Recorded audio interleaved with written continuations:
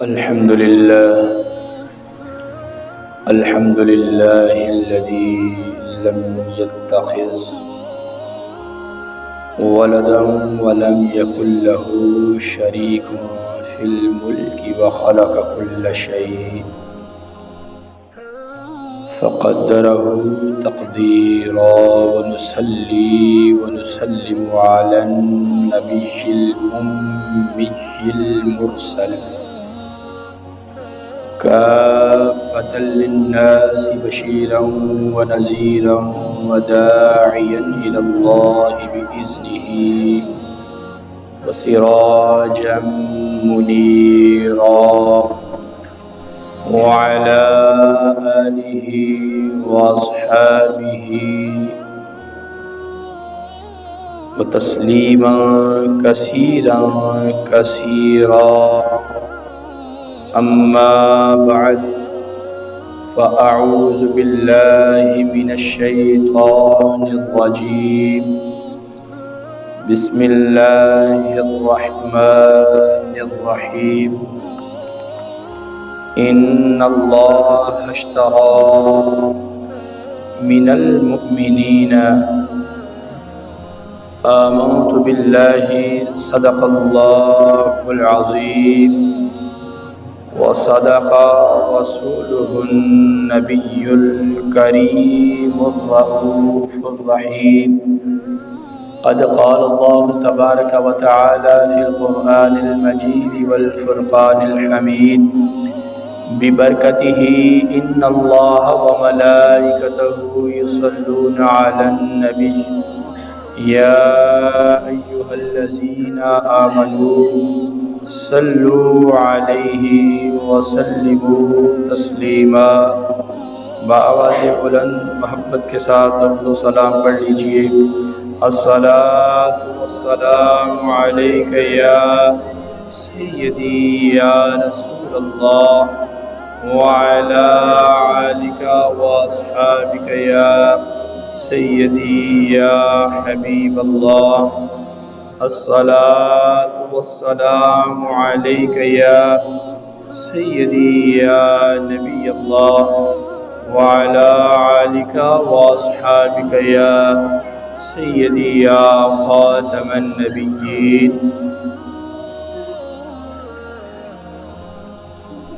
احباب ذی وقار، اللہ رب العزت کا کروڑا احسان ہے کہ اس رب ذوالجلال نے ہمیں ہماری زندگی میں ایک مرتبہ پھر اپنا اور اپنے حبیب علیہ السلام کا ذکر خیر کرنے کے لیے جمع فرمایا ہے. دوستان محترم، مسلمانوں کے حوالے سے اگر گفتگو کی جائے تو ہم مسلمانوں کا ماضی اس قدر روشن اور منور ہے اور اس قدر شاندار ہے کہ اپنے اس ماضی کا تذکرہ بلا مبالغہ پوری دنیا کے سامنے ہم لوگ کرنے کے لیے تیار ہیں، کیونکہ ہمارے اسلاف نے جو کام کر دیا ہے وہ کام تعریف کے لائق ہے. اور اگر مسلمانوں سے ہٹ کر ان کی بات کریں، ان کا حال تو یہ ہے بیگانے تو بیگانے، اپنوں کے سامنے بھی اپنے آبا کا تذکرہ کرتے ہوئے ان کے سر جو ہے وہ شرم سے جھک جاتے ہیں. اپنے بڑوں کا تذکرہ کرتے ہوئے وہ بیگانوں کے سامنے کیا اپنے بڑوں کا تذکرہ کریں گے؟ وہ اپنوں کے سامنے بھی اپنے بڑوں کا تذکرہ کرتے ہوئے ان کے سر جو ہے وہ شرم سے جھک جاتے ہیں. وہ کیا کہیں گے کہ ہمارے بڑوں نے کیا کیا تھا؟ یہ ہم مسلمان ہی ہیں، فخر کے ساتھ سینہ تان کر ہم اپنے بزرگوں کا ذکر کیا کرتے ہیں۔ کیوں؟ کیونکہ ہمارے بزرگوں میں سے کسی کا بھی آپ نام لے لو، وہ کام اس کائنات میں کر کے گئے ہیں کہ وہ قابل فخر ہے، ہمارے لیے قابل فخر ہے، ان کے لیے تو اپنی جگہ فخر ہے ہی ہے۔ کیوں ہمارے لیے فخر ہے؟ کیونکہ وہ ہمارے بزرگ ہیں، ہم ان کے پیروکار ہیں، ہم ان کے ماننے والے ہیں۔ اگر آقا دو عالم صلی اللہ تعالی علیہ وسلم کے صحابہ کی بات کریں تو کیا محبوب علیہ الصلوۃ والسلام کا کوئی ایسا صحابی ہے کہ جس کا نام اپنی زبان سے لیتے وقت ہمیں کوئی شرم محسوس ہوتی ہے؟ بلکہ ہم فخر کے ساتھ آقا دو عالم صلی اللہ تعالی علیہ وسلم کے صحابہ کا نام لیتے ہیں کہ حضور کے صحابہ کا نام لے کر ہم اپنی زبان کو مزید اور برکتوں والا کر لیتے ہیں۔ اللہ تبارک و تعالیٰ نے برکت تو پہلے بھی عطا فرمائی ہے، مگر جب اللہ کے نیک بندوں کا ان زبانوں سے ہم تذکرہ کرتے ہیں، ان نیک بندوں کے توسل سے رب ذوالجلال ہماری زبانوں میں اور برکات عطا فرماتے ہیں، ہمارے کلمات کے اندر رب ذوالجلال اور برکتیں عطا فرماتے ہیں۔ اور آج کا یہ دن بلکہ ماہ ربیع الثانی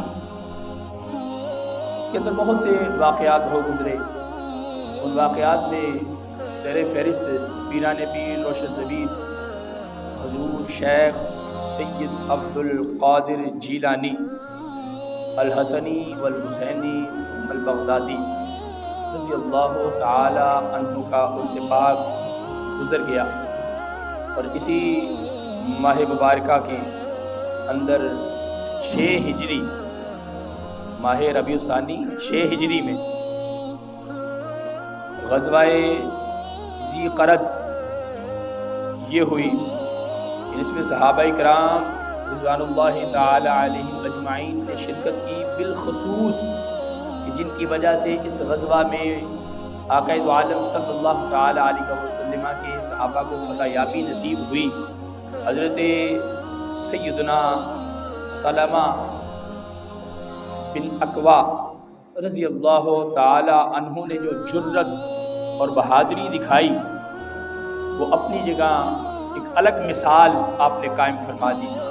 اور اسی ماہ مبارکہ کے آج 18 ربیع الثانی ہے، اور آج سلطان المشائخ محبوب الہی خواجہ سید محمد نظام الدین اولیاء رحمہ اللہ تعالی علیہ آپ کے مثال کرملال کا دن بھی ہے، اور آپ کا 720واں عرس پاک اس وقت اس کی تقریبات جو ہیں وہ جاری و ساری ہیں۔ اللہ تبارک و تعالیٰ کی بارگاہ میں دعا گو کہ رب ذوالجلال ہمیں اللہ تبارک و تعالیٰ کے نیک بندوں سے وابستگی رکھنے کی توفیق عطا فرمائے، کیونکہ آقا دو عالم صلی اللہ تعالی علیہ وسلم نے جو راستہ امت مسلمہ کو دکھایا ہے نا، اس راستے کی اگر ہم یہ چاہتے ہیں کہ ہم نے حضور علیہ الصلوۃ والسلام کے راستے پر چلنا ہے، صحیح معنوں کے اندر اگر اس راستے کی کسی نے رہنمائی حضور علیہ الصلوۃ والسلام کی امت کی ہے، وہ اللہ تبارک و تعالیٰ کے یہ نیک صالحین بندے ہیں، انہیں ہم اولیاء اللہ کے نام سے بھی جانتے ہیں۔ اور آج کی میری یہ گفتگو بھی غزوہ ذی قرد کے حوالے سے ہوگی، اور خواجہ سید محبوب الہی نظام الدین رحمہ اللہ تعالی علیہ آپ کی سیرت پاک سے بھی چند ایک اقتباسات ذکر کرنے کی سعادت حاصل کروں گا، اس امید کے ساتھ شاید کہ تیرے دل میں اتر جائے میری بات۔ تو سارے محترم، اللہ تبارک و تعالیٰ کے جو نیک بندے ہیں ان کا شعار کیا رہا ہے، ان کا عمل کیا رہا ہے؟ آج ہمارا حال یہ ہے کہ ہم ایک دوسرے کی ٹانگیں کھینچنے کے لیے جو کچھ ہم سے بن پاتا ہے وہ ہم کرنے کے لیے تیار ہیں۔ اگر اس کے برعکس دیکھیں کہ جو اللہ تبارک و تعالیٰ کے نیک بندے جو سلف صالحین ہیں ان کا عمل کیا رہا تھا؟ ان کا عمل یہ ہوتا تھا کہ جو اللہ تبارک و تعالیٰ کے بندے جو گناہ گار ہیں ان کے گناہوں کو، ان کے عیبوں کو وہ چھپا دیا کرتے تھے، ان کے عیبوں کو چھپا دیا کرتے تھے اس نظریے کے مطابق کہ آج اگر میں کسی کا عیب چھپاؤں گا تو کل بروز قیامت اللہ تبارک و تعالیٰ میرے عیبوں پر پردہ ڈال دے. وہ کیوں؟ کیونکہ اللہ تبارک و تعالیٰ کی ذات ستار ہے. اللہ کی ذات کیا ہے؟ بلند آواز سے بولیے، اللہ کی ذات کیا ہے؟ اور ستار کا معنی کیا ہے؟ ستار کا معنی ہے بہت زیادہ پردے ڈالنے والا، بہت زیادہ پردے ڈالنے والا.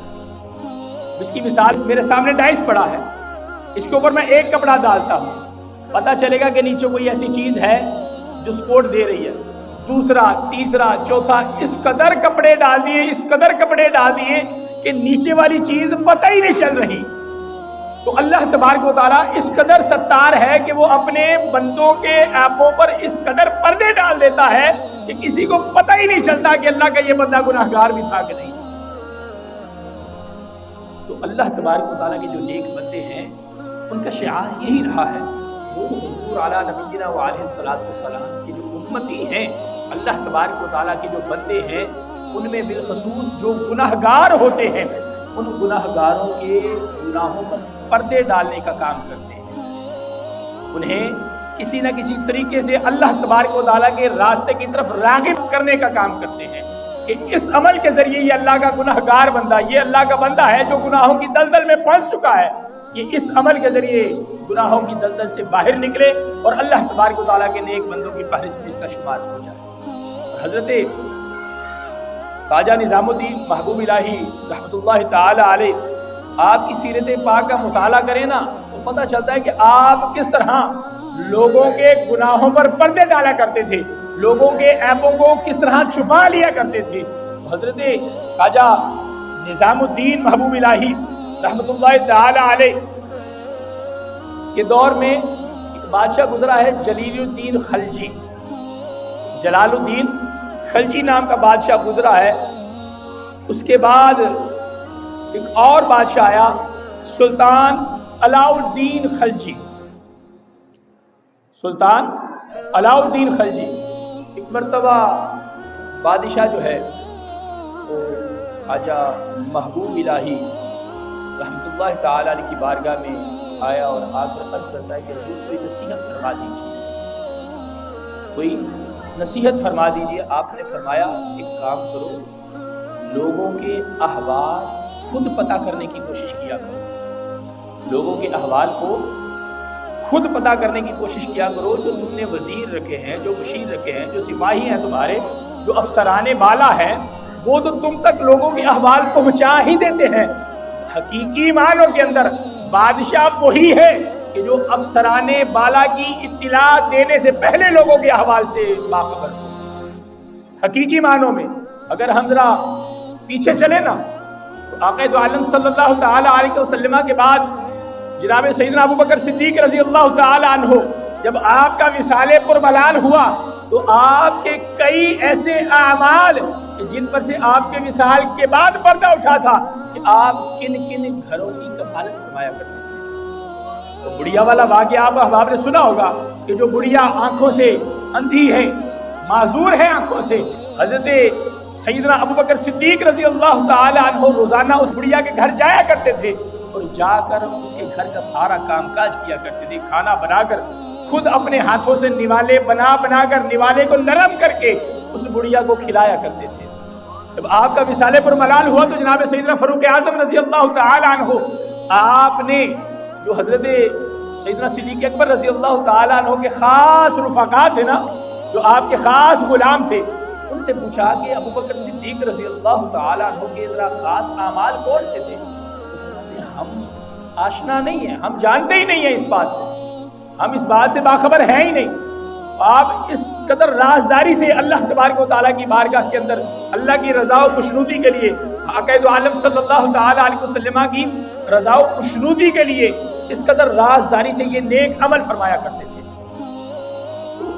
جناب ابو بکر صدیق رضی اللہ تعالیٰ عنہ کے غلام جو آپ کے ساتھ زیادہ عرصہ رہے، انہوں نے فاروق اعظم رضی اللہ تعالیٰ عنہ کی بارگاہ میں یہ عرض کی کہ حضور ہم یہ تو نہیں جانتے کہ آپ کون کون سے خاص عمل فرمایا کرتے تھے، ہاں اتنا ضرور جانتے ہیں کہ آپ روزانہ اس راستے کی طرف جایا کرتے تھے، اس راستے کی طرف نکل جایا کرتے تھے، آپ پوچھتے پوچھاتے چل پڑے۔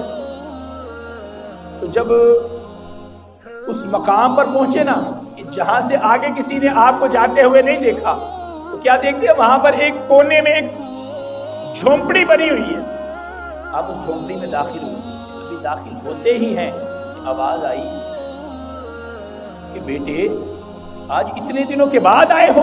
آپ نے کلام نہ فرمایا، آپ نے جب حالات دیکھے نا تو صاف صفائی کی، صاف صفائی کرنے کے بعد کھانا تیار کیا، کھانا تیار کر کے جب اس بڑھیا کے منہ میں نوالا ڈالا نا تو بڑھیا نے یہ کہا کہ بتاؤ تم کون ہو؟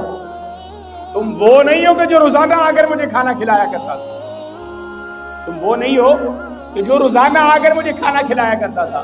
تو بھائی ہمارے تو اسلاف یہ ہیں کہ جن کی باتیں کر کے ہم فخر محسوس کرتے ہیں کہ ابو بکر صدیق رضی اللہ تعالیٰ عنہ وہ اعمال کیا کرتے تھے کہ جن اعمال کے بارے میں آپ کے قریبی دوست بھی آشنا نہ تھے۔ ابو بکر صدیق رضی اللہ تعالیٰ عنہ یہ عمل کیا کرتے تھے۔ حضرت خواجہ نظام الدین محبوب اللہ رحمہ اللہ تعالیٰ علیہ، آپ نے علاؤ الدین خلجی جو بادشاہ تھا اس نے جب نصیحت مانگی نا کہ حضور مجھے کوئی نصیحت فرما دیجیے، آپ نے فرمایا کہ اپنی رعایا کی احوال سے خود واقفیت حاصل کرو۔ اور پھر آپ نے نا اپنا وہ رومال عطا فرمایا جس رومال سے آپ وضو کرنے کے بعد اپنا چہرہ انور صاف فرمایا۔ فرمایا کہ جب رات بستر پر سونے لگو نا اسے اپنے منہ پر ڈال لینا، اسے اپنے منہ پر ڈال لینا۔ تو بادشاہ اپنے محل میں واپس آ گیا، تو رات جب آرام کیا تو صبح کے وقت بادشاہ کا وزیر خاص خواجہ نظام الدین محبوب الہی رحمۃ اللہ تعالی علیہ کی بارگاہ میں آیا، اور حالت یہ ہے کہ جیسے پریشانی کے، تھکاوٹ کے اثرات پورے جسم سے محسوس ہو رہے ہیں۔ پوچھا کہ خیریت تو ہے؟ تو عرض کرتا ہے کہ حضور ساری رات سویا نہیں، ساری رات سویا نہیں۔ نہ سونے کی وجہ کیا ہے؟ عرض کرتا ہے کہ حضور آپ نے بادشاہ سلامت کو جو رومال عطا کیا تھا نا، اس رومال کے بعد انہوں نے آدھی رات کے وقت اٹھایا اور کہا فلاں علاقے میں چلے جاؤ، فلاں علاقے میں چلے جاؤ، فلاں گھر میں چلے جاؤ، فلاں بندہ مجرم ہے اسے اٹھا کر لے آؤ، فلاں بندہ مجرم ہے اسے اٹھا کر لے آؤ۔ اللہ اکبر۔ جب خواجہ صاحب نے یہ سنا نا آپ نے فرمایا اللہ اکبر، میں نے تو یہ رومال اس مقصد کے لیے دیا تھا کہ جو اس کی رعایا کے اندر لوگ پریشانیوں میں مبتلا ہیں یہ ان کی پریشانیوں کا حل نکالے، یہ ان کی مشکلات کو دور کرے۔ یہ تو لوگوں کے عیبوں سے پردے اٹھا رہا ہے، اسے جا کے فوراً یہ پیغام دو کہ جو بات تمہیں پتہ لگ گئی ہے اس بات کو اپنی ذات تک محدود رکھو، اس بات کو لوگوں کے سامنے عیاں نہ کرنا۔ کیوں؟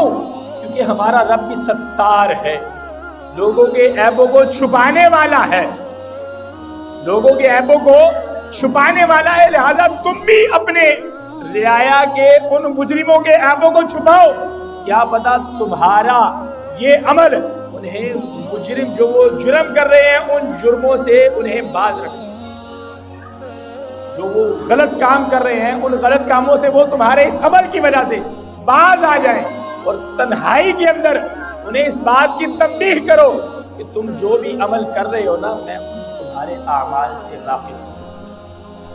دوستان محترم، ہمارے جو سلف صالحین گزرے ہیں ان کے تو اعمال یہ ہوا کرتے تھے، ہم کس راستے پر چل رہے ہیں؟ ہمارا حال کیا ہے؟ ہمارا حال یہ ہے کہ آج ہم رب کو مانتے ہیں، رب کی نہیں مانتے۔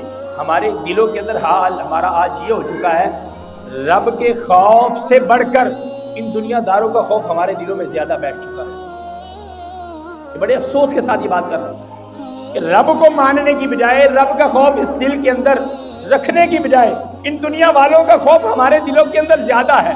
یہ پنڈ کا چودھری ہے، اگر میں نے اس کی بات نہ مانی تو یہ میرے ساتھ یہ کر دے گا، یہ ایم پی اے ہے، اگر میں نے اس کی بات نہ مانی تو یہ مجھے جیل میں بند کروا دے گا، یہ ایم این اے ہے، اگر آج میں نے اس کا کہا نہ مانا تو یہ میرے ساتھ یہ کر دے گا، یہ میرے ساتھ یہ کر دے گا۔ آج ہمارے دلوں کے اندر ان دنیا داروں کا خوف بیٹھ چکا ہے، جبکہ خلاق کائنات قرآن مجید فرقان حمید کے اندر واضح طور پر ارشاد فرما رہا ہے یا ایھا الذین آمنوا اتقوا اللہ، کہ اے ایمان والو اللہ تبارک و تعالیٰ سے ڈرو۔ رب کائنات نے واضح فرما دیا، تو ہمیں اپنے اس دل کے اندر رب کا خوف رکھنا چاہیے۔ رب کا خوف ہمیں اس لیے اپنے دلوں کے اندر رکھنا چاہیے کہ ہم نے اس رب کی بارگاہ کے اندر حاضر ہیں۔ اگر آج ہم اپنے دلوں میں اپنے رب کا خوف نہ رکھ پائے تو یقین مانیے وہ وقت بھی دور نہیں ہے کہ جب ہم اس رب کی کچہری میں کھڑے ہوں،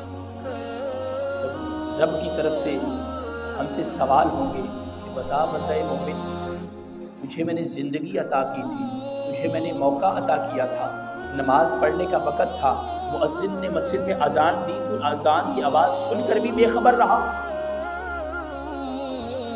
ماہ رمضان کے روزے آئے، روزے تیرے درمیان میں ہونے کے باوجود بھی تو بے خبر رہا، لوگوں کے سامنے بے باکی کے ساتھ کھانا کھا رہا ہے، روزے کا احترام کرنا تیرے دل میں بالکل بھی نہ تھا، تو میرے خوف سے بالکل بے خبر ہو چکا تھا، تیرے دل کے اندر میرا خوف بالکل بھی نہیں تھا۔ آج ہمارا حال دوستان محترم یہ بن چکا ہے، ہم اللہ تبارک و تعالیٰ کی ذات سے خوف نہیں کرتے۔ آج کوئی بھی اس دنیا سے مر جاتا نا، کل نفس ذائقۃ الموت، کل نفس ذائقۃ الموت، کہ ہر نفس نے موت کا ذائقہ چکھنا ہے۔ جب ہم جنازے کے ساتھ جا رہے ہوتے ہیں نا، جب تک ہم اس میت کو دفنا نہیں دیتے تب تک ہماری باتیں ایسی ہوتی ہیں کہ بس جناب آج کلمہ پڑھ کے ہم مسلمان ہو گئے، آج ہی ہم کلمہ پڑھ کے مسلمان ہوئے ہیں، مگر جیسے ہی جنازگاہ سے ہمارے قدم باہر آتے ہیں وہی دنیا داری ہمارے سامنے آتی ہے۔ یعنی صرف ایک لمحے تک ہم اللہ اور اس کے رسول صلی اللہ تعالیٰ علیہ وسلم کی اطاعت و فرما برداری کی نیت کرتے ہیں، بس یار بس میں نے آج کے بعد کوئی برا عمل نہیں کرنا، میں نے آج کے بعد اللہ کی تمام احکامات کی پیروی کرنی ہے، آقا دو عالم صلی اللہ تعالیٰ علیہ وسلم جس شریعت کو ہمارے پاس لے کر آئے ہیں میں نے آج کے بعد اس شریعت کی پاسداری کرنی ہے۔ مگر جیسے ہی میت کو دفنا کر ہم قبرستان سے باہر آتے ہیں، دعا مانگ کر ہاتھوں کو یوں منہ پر پھیر دیں، سب کچھ دے کر آ جاتے ہیں، جو نیتیں کی ہوتی ہیں، جو نیک اعمال کا ارادہ کیا ہوا ہوتا ہے، وہ سارے کے سارے نیک اعمال ہم وہیں پر چھوڑ کر واپس آ جاتے ہیں۔ ہم مرنا بھول چکے ہیں، ہم اپنی قبر کی تیاری کرنا بھول چکے ہیں، آخرت میں رب کے سامنے حاضر ہونا ہم بھول چکے ہیں۔ دوستان محترم، ہمیں ان چیزوں کو بھولنا نہیں ہے۔ سب سے پہلی بات اللہ تبارک و تعالیٰ کا خوف ہمیں اپنے دل کے اندر محفوظ ہے۔ خوف الہی اس طرح ہمارے دلوں میں ہونا چاہیے، جب ہمارے دلوں میں خوف الہی ہوگا نا، پھر یہ دنیا دار کیا چیز ہے، ان کا خوف ہمیں ڈرا ہی نہیں سکتا، ان کا خوف ہمیں بالکل بھی ڈرا نہیں سکتا۔ جن کے دلوں کے اندر اللہ تبارک و تعالیٰ کا خوف موجود ہوتا ہے نا، ان کے پھر ارادے کیسے ہوتے ہیں، ان کے اندر قوت الہی، اللہ تبارک و تعالیٰ کی طرف سے جو قوت انہیں عطا کی گئی ہوتی ہے وہ کیسی ہوتی ہے، یہ سماعت کیجئے کہ اللہ کے کائنات کہ حبیب علیہ نبینا علیہ الصلوۃ والسلام کی اونٹنیاں، شیردار اونٹنیاں یعنی دودھ دینے والی اونٹنیاں، ان کا ایک محافظ مدینہ پاک سے باہر وہ ایک چراگاہ تھی، وہاں پر چرا کرتی تھی، ان کے لیے ایک محافظ اور نگہبان مقرر کیا ہوا تھا۔ تو آقا دو عالم صلی اللہ تعالیٰ علیہ وسلم کی بارگاہ کے اندر ان اونٹنیوں کا دودھ دھویا جاتا تھا، ان اونٹنیوں کا دودھ دھونے کے بعد حضور علیہ الصلوۃ والسلام کی بارگاہ میں پیش کیا جاتا تھا۔ ایک رات عیینہ بن حصن نے اپنے قبیلے غطفان کے دیگر کچھ سواروں کے ساتھ حملہ کیا، اور وہ جو اونٹنیوں کا نگہبان تھا اس کو شہید کر دیا، اور اونٹنیاں لے کر وہاں سے فرار ہو گئے، اونٹنیاں لے کر وہاں سے فرار ہو گئے۔ اللہ اکبر! صبح نماز فجر کا وقت ہے، حضرت سیدنا سلمہ بن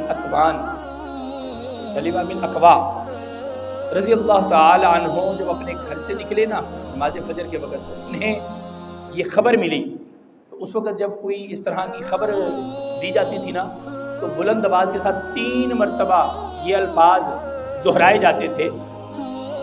انہوں نے حضور علیہ نبینا علیہ الصلوۃ والسلام کے غلام حضرت سیدنا رباح رضی اللہ تعالی عنہ کو اطلاع دینے کے لیے بھیجا یعنی حضرت رباح کو اطلاع یہ دی کہ آقا دو عالم صلی اللہ تعالیٰ علیہ وسلم کی بارگاہ میں آپ جائیے اور جا کر یہ اطلاع دیجیے کہ یا رسول اللہ صلی اللہ علیہ وسلم یہ معاملہ وقوع پذیر ہو چکا ہے۔ اور آپ نے کیا کیا؟ اور حضور علیہ نبینا علیہ الصلوۃ والسلام کی طرف رخ کر کے نا بلند آواز سے 3 مرتبہ یہ جملے ارشاد فرمائے، یا صباحا یا صباحا یا صباحا۔ پھر لوگ جمع ہوئے اور آپ یعنی جب لوگ جمع ہوتے تھے نا تو پھر جس سمت وہ چوری چکاری کرنے والے جو ڈاکو ہوتے تھے وہ جس سمت کو گئے ہوتے تھے اس سمت دوڑ لگا دیا کرتے تھے ان کو تعاقب کرتے ہوئے تاکہ ان کو فوراً پکڑ لیا جائے۔ تو آپ نے لوگوں کے جمع ہونے کا انتظار نہیں کیا۔ یہ کن کی بات ہے؟ حضرت سیدنا سلمہ بن اکوع رضی اللہ تعالیٰ عنہ یہ آواز لگانے کے بعد لوگوں کے جمع ہونے کا انتظار کیے بغیر آپ نکل پڑے، اور آپ کو اللہ تبارک و تعالیٰ نے قوت کیا عطا فرمائی تھی۔ اللہ اکبر! آپ اس تیزی سے دوڑتے تھے کہ گھوڑا بھی اس قدر تیزی سے نہ دوڑ پاتا تھا۔ اللہ تبارک و تعالیٰ نے یہ آپ کو قوت عطا فرمائی تھی، اور آپ ماہر تیر انداز تھے۔ ماہر تیر اندازی کے اندر بھی آپ کا کوئی ثانی نہ تھا، اس قدر ماہر تھے۔ اور آپ رضی اللہ تعالی عنہ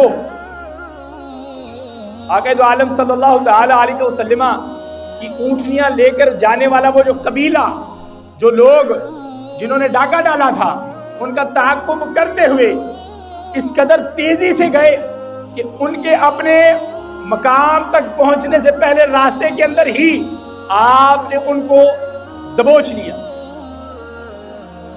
یعنی جب آمنا سامنا ہوا نا تو ان کے ساتھ ٹکراؤ ہوا، جنگ شروع ہوئی، اور آپ نے اکیلے تنو تنہا اللہ تبارک و تعالیٰ کی جو مدد آپ کے ساتھ تھی اس مدد کے ساتھ آپ نے ان تمام کا تنو تنہا مقابلہ کیا، اور اس انداز میں مقابلہ کیا کہ وہ اپنا ساز و سامان چھوڑ کر، اونٹنیوں کو چھوڑ کر وہ بھاگ نکلے، مگر آپ نے پھر بھی ان کا تعاقب کرنا نہیں چھوڑا۔ آپ نے ان کا تعاقب کرنا نہیں چھوڑا۔ اگر کوئی سامنے سے بھاگ کر آتا آپ پر حملہ کرنے کے لیے تو آپ درخت کی اوڑ میں ہو جاتے اور تیر کے ساتھ اس بندے کو واصل جہنم کر دیتے۔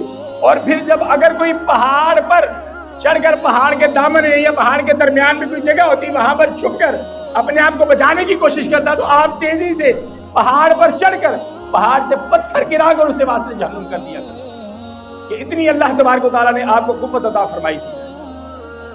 اور آقا دو عالم صلی اللہ تعالی علیہ وسلم کا یہ غلام حضرت سلمہ نے ان کا جب تعاقب جاری رکھا اور جو بھی راستے میں آتا اسے واصل جہنم کرتے ہوئے آگے بڑھتے جاتے، اور وہ لوگ اپنی 30 چادریں، جو قبیلہ غطفان تھا نا اس کے لوگ اپنی 30 چادریں چھوڑ کر بھاگ گئے، اپنے 30 سے زائد نیزے چھوڑ کر بھاگ گئے، اور آقا دو عالم صلی اللہ تعالی علیہ وسلم کی مدد اور اللہ تبارک و تعالیٰ کی طرف سے جو آپ کو قوت عطا کی گئی تھی اس قوت کے ساتھ آپ نے وہ یہ جو غزوہ ہوا تھا ذی قرد، اس کے اندر مسلمانوں کو کامیابی عطا فرمائی۔ اللہ تبارک و تعالیٰ کی طرف سے مسلمانوں کو یہ کامیابی عطا کی گئی۔ اب اگر یہی جرأت و بہادری جو اس وقت حضرت سلمہ بن اکوع رضی اللہ تعالی عنہ نے دکھائی تھی، آج کے دور کے اندر اگر موازنہ کریں نا 57 ممالک ہیں، ہم کتنے ممالک ہیں؟ 57۔ ان 57 ممالک کے اندر صرف ایک ملک فلسطین واحد ایسا ملک ہے کہ جو اللہ تبارک و تعالیٰ کی اس قوت پر قائم ہے۔ حماس کی جو ان کی جو تنظیم ہے انہوں نے بتا دیا کہ تم ہمارا ساتھ دو یا نہ دو، تم ہمارے ساتھ باہر نکلو یا نہ نکلو، تم ہمیں اسلحہ دو یا نہ دو، ہم اللہ تبارک و تعالیٰ اور اس کے رسول صلی اللہ تعالی علیہ وسلم کی مدد سے ان ظالموں کے خلاف میدان جہاد میں نکل آئے ہیں۔ اور یہ بتا دیا ہے انہوں نے کہ اب یہ جان تو جا سکتی ہے، اس میدان جہاد سے ہمارے قدم نہیں پیچھے جا سکتے۔ مگر ہم لوگ روزانہ خبریں سن رہے ہیں، واقعات سن رہے ہیں، 10,000 سے زائد شہادتیں ہو چکی ہیں، 10,000 سے زائد۔ میں نے شاید پچھلے جمعہ المبارک یہ بات واضح کی تھی کہ جو جاپان کے شہر ہیروشیما پر جو ایٹمی حملہ کیا گیا تھا نا، 15,000 ٹن، کتنا؟ 15,000 ٹن بارودی مواد اس وقت ہیروشیما پر گرایا گیا تھا۔ کہ آج سے 7 دن پہلے کی بات ہے کہ 14,000 ٹن بارودی مواد غزہ کی پٹی پر گرایا جا چکا ہے۔ یہ ایک ہفتہ پہلے کی بات ہے۔ اس کے بعد ایک ہفتہ پھر گزر چکا ہے اور یہ تعداد غالباً میرا خیال ہے 15,000 سے بھی عبور کر چکی ہے، اور 20 سے 25,000 کے قریب اس وقت مسلمان زخمی ہیں۔ مگر ہم مسلمان، ہمارے جتنے بھی 57 ممالک کے سربراہان بالکل خاموش ہیں، کوئی کچھ نہیں کرتا۔ ایک سوال کرنا چاہتا ہوں، اگر آج میرا بیٹا، میری بیٹی میرے سامنے مر رہی ہو تو میں کیا کروں گا؟ اس کے علاج معالجے کے لیے کیا میں باہر نہیں نکلوں گا؟ اس کی زندگی کو بچانے کے لیے کیا میں ہر وہ کوشش نہ کروں گا کہ جس کوشش کی وجہ سے میرے بیٹے یا میری بیٹی کی زندگی بچ جائے؟ یہی سوال میرا آپ سب سے ہے۔ کیا ہم اپنی اولاد کے لیے ایسا کچھ کرنے کے لیے ہر ممکن کوشش نہ کریں گے؟ وہ منظر ابھی بھی آنکھوں سے جا نہیں رہا کہ ڈاکٹر پیشنٹس کو دیکھ رہا ہے ہاسپٹل کے اندر فلسطین میں، اور اسی کی آنکھوں کے سامنے اسی کے مردہ بچے کو لے کر آیا۔ اس وقت اس ڈاکٹر کا کیا حال ہوگا کہ اپنے ہی بیٹے کو، مگر اس کے ماتھے پر شکن نہیں آئی، اللہ کا پھر بھی اس نے شکر ادا کیا، الحمدللہ کہ اللہ تیرا لاکھ لاکھ شکر ہے، اگر مجھے شہادت نصیب نہیں ہوئی، مجھ سے پہلے میرے بیٹے کو تو شہادت نصیب ہو گئی۔ یار ہم کب تک سوتے رہیں گے؟ کب تک اس غلامی کی زنجیروں کو اپنے گلوں میں ڈالے ہوئے بیڑیوں کی طرح اپنے پاؤں میں ڈالے ہوئے پڑے رہیں گے؟ کب ہم باہر نکلیں گے؟ کیا ہم ان حکمرانوں کی چاپلوسی کرتے اس زندگی کو ہار دیں گے؟ ہمیں ان حکمرانوں کی غلامی سے باہر نکلنا ہے دوستوں۔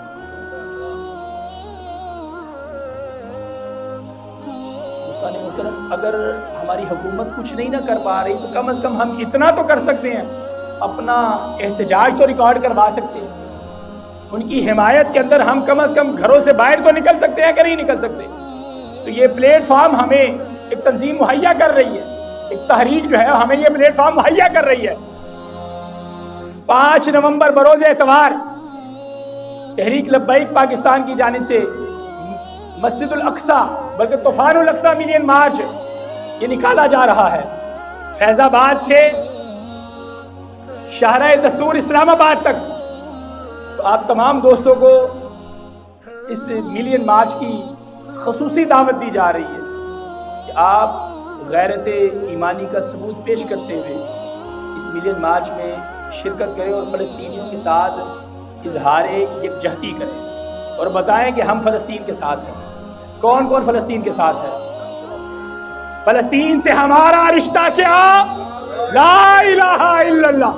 فلسطین سے ہمارا رشتہ کیا؟ آواز نہیں آئی۔ فلسطین سے ہمارا رشتہ کیا؟ فلسطین سے ہمارا رشتہ کیا؟